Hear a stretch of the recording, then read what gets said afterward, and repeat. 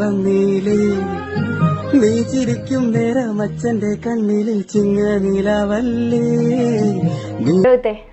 രോഹിത്തിന്റെ അച്ഛനെ കെട്ടിപ്പിടിച്ച് ഒരു ഉമ്മ കൊടുത്തിട്ട് എത്ര വർഷമായി കാണും? ഞാൻ എപ്പോൾ ലീവിന് പോയാലും കൊടുക്കാറുണ്ട്.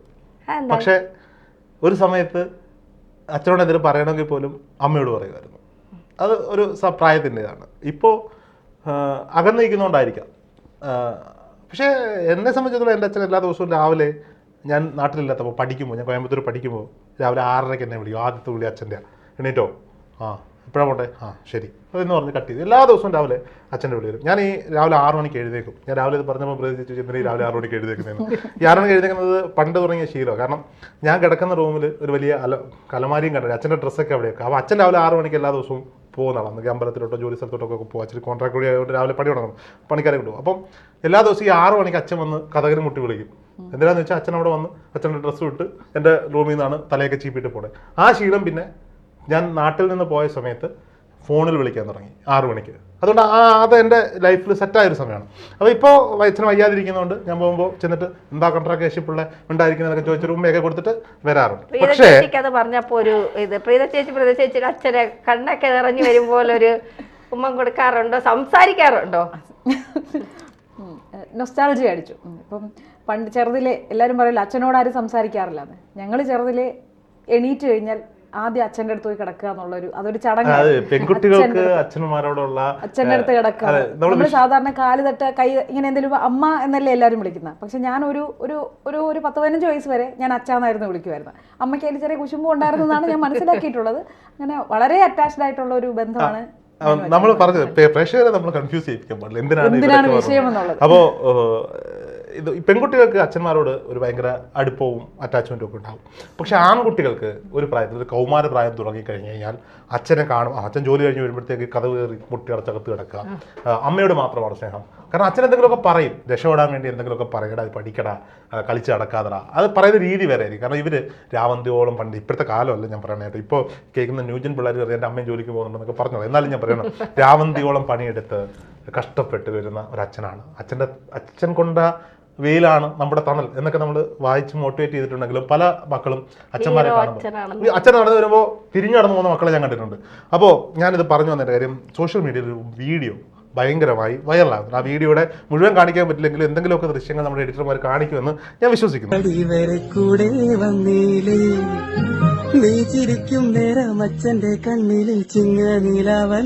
അതായത് 3 ദിവസം കൊണ്ട് 1,04,00,000 പേരാണ് ഈ വീഡിയോ കണ്ടിരിക്കുന്നത്. റാന്നി സൗത്തിലെ KCB ജീവനക്കാരനായ ശ്രീ ഗോപാലകൃഷ്ണൻ ജോലി കഴിഞ്ഞ് വീട്ടിലേക്ക് എത്തിയപ്പോൾ ഗായകൻ കൂടിയായ ഗോകുൽ ഒരു പാട്ട് പാടി വരവേൽക്കുന്ന വീഡിയോ ആണ്. ആ വീഡിയോ പറ്റുമെങ്കിൽ എല്ലാവരും അതിൻ്റെ കുറച്ച് ഫോട്ടോസൊക്കെ കാണിക്കാം, അത് കാണണം. നോക്കൂ, അച്ഛൻ്റെ മുഖത്ത് വിരിയുന്ന ചിരി. അച്ഛൻ്റെ ജോലി KCB ഉദ്യോഗസ്ഥനാണ്, അദ്ദേഹത്തിൻ്റെ യൂണിഫോം ഉണ്ട്, ടാഗുണ്ട്. അടുക്കളയിലേക്ക് എന്തോ വാങ്ങിക്കൊണ്ടുവന്ന് ഭാര്യയുടെ അടുത്ത് വെക്കുമ്പോൾ ഒരു പാട്ട് കേൾക്കുന്നു. തിരിഞ്ഞു നോക്കുമ്പോൾ മകൻ പാടിക്കൊണ്ട് അടുത്ത് വരികയാണ്. മകൻ്റെ കയ്യിൽ മൊബൈൽ ക്യാമറയുണ്ട്. അച്ഛൻ കൺഫ്യൂസ്ഡ് ആയിട്ട് നിൽക്കുകയാണ്, എന്താണ് സംഭവിക്കുന്നതെന്ന്. പാട്ട് പാടി അടുത്തേക്ക് വരുമ്പോൾ ഈ അച്ഛനെക്കുറിച്ചാണ് പാട്ട് പാടുന്നത്. അച്ഛനെ പുകഴ്ത്തി പാടുകയാണ്. പാടി അടുത്ത് വരുമ്പോൾ ഈ അച്ഛൻ ആ മകനെ ഇങ്ങനെ ചേർത്ത് പിടിച്ചിട്ടൊരു ഉമ്മ കൊടുക്കുന്നുണ്ട്.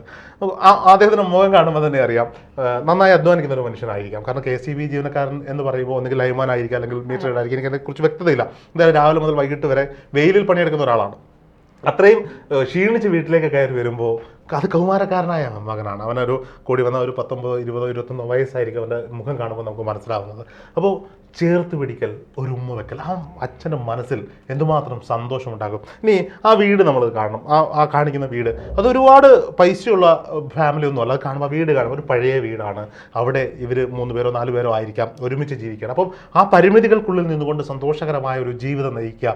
ഇന്നത്തെ ചെറുപ്പക്കാർ പലപ്പോഴും ഞാൻ കേട്ടിട്ടുണ്ട്, അച്ഛൻ എന്തുണ്ടാക്കി, എനിക്ക് എന്തുണ്ടാക്കി തന്നു, ഇപ്പോഴും ഈ പഴയ വീട്ടിലല്ലേ, എൻ്റെ കൂട്ടുകാരുടെ വീട് നോക്കൂ എന്നൊക്കെ പറയുമ്പോൾ ആ മനുഷ്യൻ്റെ നെഞ്ചത്തുണ്ടാകുന്ന ഒരു കുത്തലുണ്ടാകും. ഒരുപക്ഷെ സ്വന്തം സഹോദരങ്ങളെയൊക്കെ വിവാഹം കഴിപ്പിച്ച് വിട്ട് വീട്ടിലെ പ്രാരാബ്ദങ്ങളൊക്കെ കഴിഞ്ഞിട്ടായിരിക്കും ഒരു കല്യാണം കഴിക്കുക.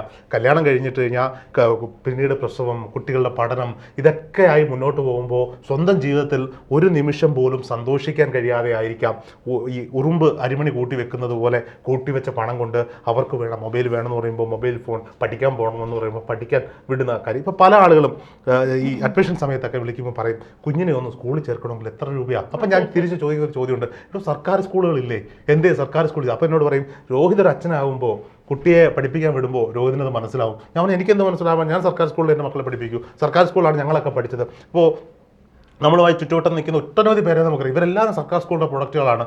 അങ്ങനെയൊന്നും അല്ല രോഹിതേ.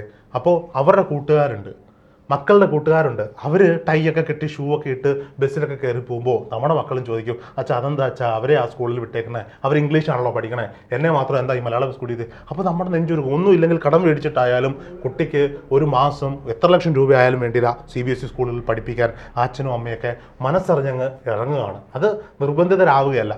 മക്കൾ ഒരു വിഷയത്തിൽ പോലും കണ്ണ് നിറയരുത്, മനസ്സ് വിഷമിപ്പിക്കരുത് എന്ന ചിന്തയിൽ നിന്നാണ് അത് ഉണ്ടായി വരുന്നത്. അപ്പോൾ ഈ പറയപ്പെടുന്ന അച്ഛന്മാരെ പറ്റി ഈ ആൺകുട്ടികൾക്ക് ആ പ്രായത്തിൽ അമ്മയോട് ഭയങ്കര സ്നേഹമാണ്.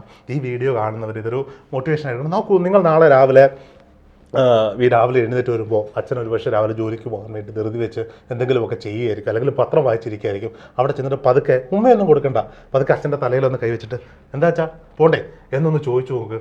അന്നേരമൊന്നും മിണ്ടില്ല, കൈയിട്ട് മാറ്റുമായിരിക്കും, ചിലപ്പോൾ ഗൗരവം കാണിക്കും. പക്ഷെ നീ ഇറങ്ങി പോകുമ്പോൾ വേണമെങ്കിൽ ഒരു കണ്ണാടി എടുത്ത് ഇങ്ങനെ പിടിച്ചോ, അല്ലെങ്കിൽ മൊബൈൽ ഫോണിൻ്റെ സെൽഫി ക്യാം എടുത്ത് ഇങ്ങോട്ട് മാറ്റി പിടിച്ചോ, ആ മുഖത്ത് നിന്നെ നോക്കിയൊരു പുഞ്ചിരി ഉണ്ടാവും. ഞാനതിപ്പോൾ ഫീൽ ചെയ്യുന്ന ഒരാളാണ്. പണ്ട് അച്ഛൻ ഭയങ്കര ഗൗരവക്കാരനാണ്. ഞാൻ എവിടെയെങ്കിലുമൊക്കെ വല്ല ഗോലിയൊക്കെ കളിച്ചുകൊണ്ടിരിക്കുമ്പോഴായിരിക്കും അച്ഛൻ പഴയ അംബാസഡർ കാറിൽ, പുള്ളി സ്വന്തമായിട്ട് പണ്ട് ഡ്രൈവ് ചെയ്യുമായിരുന്നു, പിന്നീട് അംബാസഡർ കാറിലൊക്കെ ആയിരുന്നു മിക്കവാറും വീട്ടിൽ അല്ലെങ്കിൽ ഓട്ടോ വിളിച്ചിട്ട്. അപ്പോൾ വീടിൻ്റെ മുന്നിൽ വണ്ടി വന്ന് നിൽക്കുന്ന സൗണ്ട് കേൾക്കുമ്പോഴേ ഞാൻ ഓടി അപ്പുറത്തൂടെ കയറിയിട്ട്, വീട്ടിൽ പശുവൊക്കെ ഉണ്ട്, ഒന്നുകിൽ എരുത്തിൽ വല്ല പശുവിൻ്റെ കാര്യങ്ങൾ അച്ഛനൊന്നും പറയില്ല, അവിടെയൊക്കെ ആയിരിക്കും നിൽക്കുക. എൻ്റെ ചെറുപ്പത്തിലൊന്നും അച്ഛൻ എനിക്കൊരു ഉമ്മ തന്ന ഓർമ്മയൊന്നും എനിക്കില്ല, ഒരു അടി തന്ന ഓർമ്മയില്ല, എന്നെ അടിച്ചിട്ടുമില്ല. പക്ഷേ ജീവിതത്തിൽ എല്ലാ ഘട്ടത്തിലും അച്ഛൻ എനിക്കിത് വേണം, മീൻസ് എനിക്കിത് പഠിക്കണം, എനിക്കിതാണ് വേണ്ടതെന്ന് പറഞ്ഞാൽ പിന്നെ പിന്തിരിപ്പിക്കില്ല. എനിക്ക് തോന്നുന്നു എനിക്ക് 23 വയസ്സ് 24 വയസ്സായപ്പോഴേ പുള്ളി എന്നെ കല്യാണം കഴിപ്പിക്കാനൊക്കെ നോക്കി. നടന്നില്ല, ഞാൻ 27 വയസ്സിലാണ് കല്യാണം കഴിച്ചു. അപ്പോൾ അന്ന് എനിക്കൊരു പെൺകുട്ടി ഇഷ്ടമാണ് എന്ന് അച്ഛനോട് പറഞ്ഞപ്പോഴും അച്ഛൻ അതിനെന്താ എന്നൊക്കെ ചോദിച്ചിട്ട് നിനക്ക് വേണോ എന്ന് പറഞ്ഞിട്ട് ഫോൺ എടുത്തിട്ട് അവളുടെ അച്ഛനെ വിളിച്ച് ചോദിച്ചിട്ടുണ്ട് എൻ്റെ അച്ഛൻ. അതിനൊന്നും എതിർപ്പ് പറഞ്ഞിട്ടില്ല, അവൻ്റെ ഇഷ്ടം, മകൻ്റെ ഇഷ്ടം. പക്ഷേ ഇത്രയും ഗൗരവക്കാരനായിരുന്ന അച്ഛൻ അങ്ങനെയൊക്കെ ചെയ്തു തന്നു എന്ന് പറയുമ്പോൾ കല്യാണം നടന്നില്ലാത്ത പിന്നെ വേറൊരു കാര്യം, ദൈവം വിധിച്ചതേ നടക്കുള്ളൂ, അതിൽ നമ്മൾ സന്തുഷ്ടരാണ്, നല്ല സന്തോഷകരമാണ്, സന്തോഷകരമായ ജീവിതവുമായി മുന്നോട്ട് പോവാണ്. അപ്പം വീട്ടിലടി ഉണ്ടാവില്ലേ? അത് സത്യസന്ധമായ കാര്യമാണ്. സത്യസന്ധമായ കാര്യമായതുകൊണ്ടാണ് നമുക്ക് ആത്മാർത്ഥമായി പറയാൻ പറ്റുന്നത്. അപ്പോൾ മക്കളോടാണ് പറയാനുള്ളത്, ഈ വീഡിയോ അതിനൊരു കാരണം മാത്രമാണ്. നിങ്ങൾ ആൺകുട്ടികളായാലും പെൺകുട്ടികളായാലും അമ്മയെ സ്നേഹിക്കുന്നതിനൊപ്പം തന്നെ അച്ഛനെ സ്നേഹിക്കുക. ഏതൊരു ആളോ ആയിക്കൊള്ളട്ടെ, അയാൾ ഇനി എത്രക്കാരനോ ആയിക്കൊള്ളട്ടെ, നിങ്ങളുടെ സ്നേഹം കൊണ്ട് ചിലപ്പോൾ അവരെ മാറ്റിയെടുക്കാൻ പറ്റും. അതിന് ഉദാഹരണമാണ് ആ KCB ജീവനക്കാരനായ ആ അച്ഛൻ്റെ മുഖത്ത് വിരിയുന്ന പുഞ്ചിരി, ആ ചേർത്ത് പിടിക്കൽ, ആ കൊടുക്കുന്നൊരു ഉമ്മ. ഇതൊക്കെ മാതൃകയാക്കണം. ഇത് റീൽസ് ചെയ്യാൻ വേണ്ടി നിങ്ങളൊന്ന് പ്രാക്ടീസ് ചെയ്ത് നോക്ക്. നിങ്ങൾ റീൽസ് ഇടാൻ വേണ്ടി മാത്രം പ്രാക്ടീസ് ചെയ്ത്, ഞാൻ വെറുതെ പറയുന്നതല്ല അതിന്. ഞാൻ വേണമെങ്കിൽ ഇത് കഴിഞ്ഞിട്ട് ഞാൻ കാണിച്ചു തരാം. ഞാൻ അവസാനത്തെ ദിവസം ഞാൻ വീട്ടിൽ പോയിട്ട് ഞാൻ വെറുതെ ഇങ്ങനെ ഫോൺ എടുത്ത് വെച്ചിട്ട്, അപ്പോൾ അച്ഛൻ്റെ സ്നേഹത്തോടെ നാട്ടിലുള്ള കുറേ പേര് കണ്ട്രാക്കേന്ന് വിളിക്കും, കാരണം കോൺട്രാക്ട് പണി ആയതുകൊണ്ട്. ഞാൻ വിളിച്ചിട്ട് കണ്ട്രാക്കേ, പണ്ടാണെങ്കിൽ എനിക്കൊരു ധൈര്യം വരില്ല. ഇപ്പം അദ്ദേഹം വയ്യാതിരിക്കുകയാണ്. കൊച്ചുമക്കളൊക്കെ ആയി കഴിയുമ്പോൾ അച്ഛന്മാരുടെ സ്വഭാവം മാറും. ശ്രദ്ധിച്ചിട്ടുണ്ടോ? മക്കളുടെ മക്കളായി കഴിയുമ്പോൾ ഇവരുടെ ഗൗരവം മാറും. പലരും കണ്ടിട്ടുണ്ട്, പണ്ട് നാട് വിറപ്പിച്ച് നടന്നവനാ ഇപ്പം കണ്ടോ കുഞ്ഞിനോട്. അത് കാരണം അവർക്ക് മുന്നിൽ അവരുടെ ഒരു കൂട്ടുകാരനായി ഈ മുത്തച്ഛന്മാർ മാറുകയാണ്. അപ്പോൾ നമുക്ക് എന്നും പറയാൻ പറ്റുന്നൊരു സാധനത്തിലേക്ക് പോകും. അപ്പോൾ കൗമാരക്കാരായ മക്കളോടാണ് നിങ്ങൾ വെറുതെ എങ്കിലും രാവിലെ അച്ഛനൊരു ഉമ്മ കൊടുത്ത് നോക്കുക, അല്ലെങ്കിൽ അച്ഛനെ ഒന്ന് കളിയാക്കി നോക്ക്. അവരുടെ മുഖത്ത് വിരിയുന്ന ഒരു സന്തോഷമുണ്ടാകും. നമുക്ക് വേണ്ടിയൊക്കെ ഒരുപാട് കഷ്ടപ്പെടുന്നവരാണ്, ഒരുപാട് സങ്കടപ്പെടുന്നവരാണ്. അവർ നമുക്ക് സ്വത്തായിട്ടൊന്നും ഉണ്ടാക്കി തന്നില്ലെങ്കിൽ അവരുടെ മനസ്സിലെ സ്നേഹം നമ്മൾ മനസ്സിലാക്കണം. ഞാൻ ഒരു കാര്യം കൂടി പറഞ്ഞിട്ട് നിർത്താം. തന്നെ ശ്യാമെന്ന് പറഞ്ഞൊരു പയ്യൻ തിരുവനന്തപുരത്ത്, അവൻ്റെ ജന്മനാ കുറേ പ്രശ്നങ്ങളുമായിട്ട് ജനിച്ചു. ഒരു കാല് മുറിച്ചു മാറ്റപ്പെട്ടു. അവൻ പാരാഗ്ലൈഡിങ് ഒക്കെ ചെയ്യും. ഒരു കാലം കൊണ്ട് വെച്ച് സൈക്ലിങ് ചെയ്യും. പുള്ളിക്ക് കിഡ്നിയുടെ പ്രശ്നമുണ്ട്, ഇവിടെ സൈഡിൽ ഹോൾ ഇട്ടിട്ടാണ് മൂത്രം. അപ്പോൾ കുറേ വൈറലാണ് സോഷ്യൽ മീഡിയയിൽ. അപ്പോൾ അവൻ്റെ വീട്ടിൽ ഞാൻ ഇൻ്റർവ്യൂ എടുക്കാൻ പോയി. അപ്പോൾ എൻ്റെ കൂടെ വന്ന ആൾ പറഞ്ഞു, നമുക്ക് വേണ്ടത് അവനും അവൻ്റെ അമ്മയും കൂടി ഇരുത്തിയിട്ടാണ്. കാരണം ഈ കുഞ്ഞിനെ ഇത്രത്തോളം ആക്കാൻ അവൻ്റെ അമ്മ പെട്ട പാടിനെ പറ്റി അവൻ പറയുന്നുണ്ട്. അപ്പോൾ അവൻ്റെ കാല് മുറിച്ച് മാറ്റിയതുപോലും അമ്മയ്ക്ക് ഇവനെ എടുത്തുകൊണ്ട് നടക്കാൻ പറ്റാതെ വന്നപ്പോൾ അമ്മയുടെ ശ്വാസം മുട്ടൽ എനിക്ക് ഫീൽ ചെയ്തപ്പോൾ എൻ്റെ കാല് മുറിച്ച് മാറ്റിക്കോ അമ്മേ എന്ന് പറഞ്ഞതിൻ്റെ പേരിലാണ്, ഒരു ഇൻ്റർവ്യൂവിൽ പറഞ്ഞതിൻ്റെ പേരിലാണ് ഞങ്ങൾ അവിടെ തിരക്കി പിടിച്ചവരുടെ വീട്ടിൽ പോവാം. അപ്പോൾ അവർ അച്ഛൻ പുറത്തിരിപ്പുണ്ട്. അപ്പോൾ നമ്മളവരെ മൈൻഡ് ചെയ്യുന്നില്ല. പുള്ളിയെ ഈ കഥകളിലൊന്നും നമ്മൾ കേട്ടിട്ടില്ല. അപ്പോൾ ശ്യാമും അമ്മയും ഇൻ്റർവ്യൂവിന് ഇരിക്കുന്നു. അപ്പോൾ അമ്മ എവിടെ നിന്നിട്ട് വിളിച്ചു, അതേ ഇങ്ങ് വാ, എന്തിനാ പറയുക, പുള്ളി എഴുന്നേറ്റ് വന്നു. അപ്പോൾ നമ്മൾ രണ്ടുപേർക്കാണ് ഫ്രെയിം വെച്ചിട്ട്, വീട്ടിലാണ്, പരിമിതമായ സ്ഥലമേ ഉള്ളൂ. അപ്പോൾ ഞങ്ങൾ ഇദ്ദേഹത്തെ ഒഴിവാക്കണ്ട എന്ന് വിചാരിച്ചിട്ട് ബാക്കിൽ നിന്നോ ചേട്ടാന്ന്. അപ്പോൾ ക്യാമറമാൻ എനിക്ക് പതുക്കെ വന്നിട്ട് എനിക്ക് വാട്സപ്പിൽ മെസ്സേജ് അയച്ചു, പുള്ളിയുടെ ഈ അരഭാഗം വരെ കിട്ടുള്ളൂ, ബാക്കി കിട്ടില്ല. അപ്പോൾ ഞാൻ പറഞ്ഞു, ചേട്ടാ ഒരു കസേര വലിച്ചിട്ട് ബാക്കിലേക്ക് ഇരുന്നോ. അപ്പോൾ ഇവർ രണ്ടും അവിടെ ഫോക്കസ്, ബാക്ക്ഗ്രൗണ്ടിൽ ഈ മനുഷ്യൻ ഇരിക്കുക, സംസാരിച്ചു തുടങ്ങി. അപ്പോൾ ഹോസ്പിറ്റലിൽ ഈ കുഞ്ഞ് ജനിച്ച കാലം മുതലുള്ള പുള്ളി അത്യാവശ്യം മദ്യപിക്കുന്ന ആളാണെന്നാണ് എനിക്ക് മനസ്സിലാക്കാൻ പറ്റുന്നത്. എനിക്കറിയില്ല കേട്ടോ, അല്ലെങ്കിൽ ക്ഷമിക്കണം. അപ്പോൾ ഹോസ്പിറ്റലിൽ ഈ കുഞ്ഞിനെ കൊണ്ട് പോയ കാര്യങ്ങളൊക്കെ ഈ അമ്മ പറയുമ്പോൾ പലപ്പോഴും ഈ അച്ഛനെ പറ്റി പറയുന്നുണ്ട്. ശ്യാമനെ പറ്റി വേണ്ടിയില്ല, അമ്മ ഈ അച്ഛൻ അനുഭവിച്ച കഷ്ടപ്പാടിനെ പറ്റി പറയുന്നുണ്ട്. അപ്പോൾ ഞാൻ നോക്കുമ്പോൾ മനുഷ്യൻ്റെ കണ്ണ് അറിയാം അവിടെ. അപ്പോൾ ഞാൻ എന്തോ ഒരു ചോദ്യം ചോദിച്ചപ്പോഴത്തേക്ക് പുള്ളി പറയാൻ വെമ്പി നിന്നതുപോലെ ഈ കുഞ്ഞിന് എന്തോ ഒരു ചികിത്സിക്കാൻ ചെന്നപ്പോൾ, ഓപ്പറേഷൻ ചെയ്യാൻ ചെന്നപ്പോൾ പൈസ ചോദിച്ചൊരു ഡോക്ടറെ പറ്റി വൈകാരികമായിട്ട് പുള്ളി സംസാരിച്ചു. ആ മനസ്സിൽ അത്രയും തരാം. പുള്ളി ഇപ്പോൾ പുള്ളിക്ക് ഭയങ്കര ഹാപ്പിയായി. അത് കഴിഞ്ഞിട്ട് ഞങ്ങൾ ആ വീട്ടിലേക്ക് നടന്ന് കുറേ പോകണം, ഒരു 10-400 മീറ്റർ നടക്കണം. കുത്തറ താഴെ വന്നപ്പോൾ ഞങ്ങളുടെ ഒരു സ്റ്റാൻഡോ എന്തോ ഒരു സാധനം എടുക്കാൻ മറന്നു. ഞങ്ങളത് എടുക്കാൻ വേണ്ടി വീണ്ടും കയറുമ്പോൾ ഈ മനുഷ്യൻ അവിടെ നിന്ന് ഈ സാധനമായിട്ട് ഓടി വരിക ആ സന്തോഷത്തിൽ. കാരണം മകനെ പറ്റി അഭിമാനത്തോടെ, ഒരുപാട് കഷ്ടപ്പെട്ടൊരു അമ്മയും അച്ഛനുമാണ്. മകനെ പറ്റി ഒരാൾ വന്ന് അദ്ദേഹത്തിനോട് അഭിപ്രായം ചോദിച്ചപ്പോൾ അദ്ദേഹത്തിൻ്റെ മനസ്സിലുണ്ടായൊരു സന്തോഷമാണ് നമുക്കവിടെ കാണാൻ പറ്റിയത്. എല്ലാ അച്ഛന്മാരുടെയും ഉള്ളിൽ ഇത്തരത്തിൽ വിങ്ങുന്നൊരു മനസ്സുണ്ട്. മിണ്ടിയില്ലെങ്കിൽ, മക്കൾ മിണ്ടിയില്ലെങ്കിൽ ഒക്കെ സങ്കടപ്പെടുന്നൊരു മനസ്സുണ്ട്. അത് കണ്ട് മനസ്സിലാക്കുക. ഈ വീഡിയോ ഇത് സംസാരിക്കാൻ ഒരു പ്രചോദനമായതുപോലെ എല്ലാവർക്കും അതൊരു പ്രചോദനമായി മാറട്ടെ. ഓക്കെ, അപ്പോൾ അച്ഛനും അമ്മയും ഒക്കെ ആയിട്ട് വളരെ സന്തോഷകരമായ ഒരു ജീവിതം നയിക്കാൻ സാധിക്കട്ടെ. നിങ്ങൾ രണ്ടുപേരും എന്താ ഒന്നും മിണ്ടായിരിക്കുന്നത്? പെട്ടെന്ന് അച്ഛൻ്റെയൊക്കെ ഓർമ്മ. എനിക്കറിയാം ധന്യക്ക് വൈകാരി, എനിക്ക് ചേച്ചിയേക്കാൾ കൂടുതൽ കാലം തന്നെ അറിയാവുന്നതുകൊണ്ട് ധന്യക്കത് പെട്ടെന്ന് കൊള്ളുമെന്ന് എനിക്കറിയാം. കാരണം തന്നെ എപ്പോഴും അച്ഛനെ പറ്റി പറയാറുണ്ട് സമയം കിട്ടുമ്പോഴൊക്കെ. ഞാൻ എൻ്റെ അച്ഛനെയും എൻ്റെ മകൻ്റെ അച്ഛനെയും ആലോചിച്ചു പോയി. ഓക്കെ.